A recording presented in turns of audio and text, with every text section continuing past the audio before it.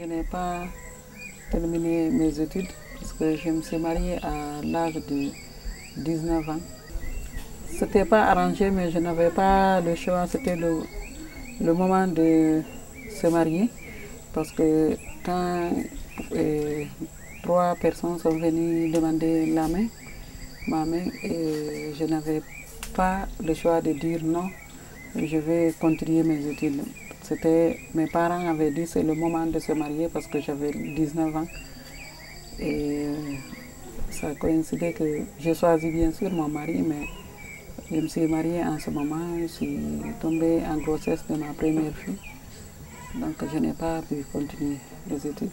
Mais je ne voulais pas tendre ma main, être comme ça à la maison. J'ai appelé quelques voisines, quelques copines.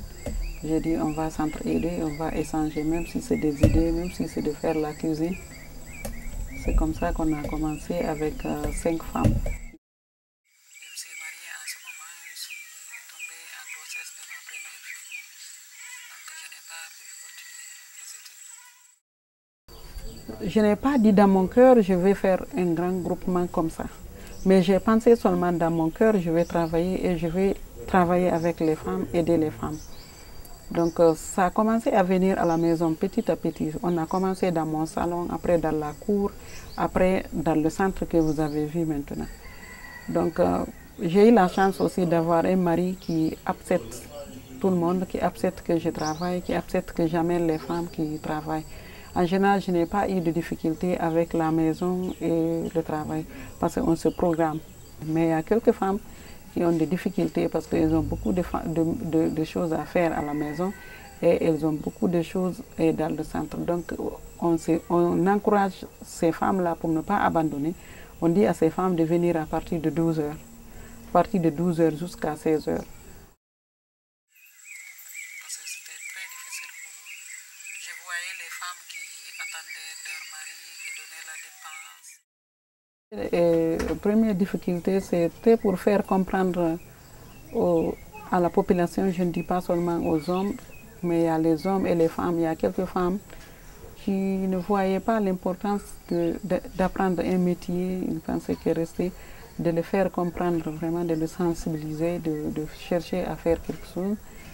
Et il y avait quelques hommes qui étaient réticents, qui ne voulaient pas vraiment que ces femmes viennent écouter, travailler avec toutes les femmes, parce qu'elles auront des nouvelles. Par exemple, ils vont penser que, le début, on pensait que les femmes se réunissaient pour rire seulement, pour parler seulement, c'était pas du sérieux. Avec nos revenus qu'on ramène un peu à la maison, ils ont compris vraiment que les femmes là, c'est pas pour blaguer, c'est pour travailler.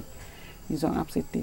Il y a d'autres qui n'ont pas accepté parce qu'ils sont dictateurs, c'est des hommes qui sont un peu plus durs, mais on encourage les femmes vraiment de faire doucement, de le prier et de ramener quelque chose à la maison.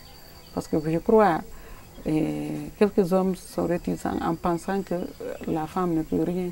C'est eux qui économiquement, c'est eux qui peuvent faire quelque chose. Donc quand la femme ramène un peu à la maison, ils voient que la femme l'aide, il n'y a pas de problème. Je pense qu'ici, en Occident, c'est différent parce qu'ici, il n'y a pas de conscientisation des hommes parce que quand la femme fait tout, pour eux, c'est normal. Mais il faut conscientiser les hommes, montrer, comme je vous ai montré les dessins, et porter une grossesse, avoir beaucoup d'enfants et aller au champ, si c'est un homme, si c'est possible. Donc, c'est comme ça.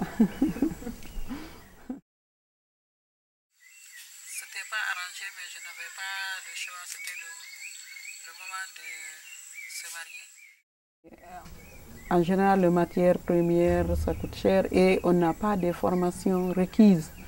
On s'est formé par-ci, par-là pour même par exemple, moi, je ne suis pas spécialiste de ça. J'ai étudié jusqu'en 12e, j'ai abandonné parce que je me suis mariée. Mais j'ai essayé de voir, par exemple, si je vous vois, j'ai dit qu'est-ce que vous connaissez?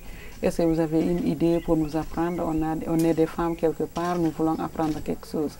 Donc vous disiez, moi je sais faire la couture ou je fais enseigner à la maternelle. Ou je sais. Donc c'est comme ça qu'on a cherché partout des gens pour nous donner des idées et pour apporter leur contribution.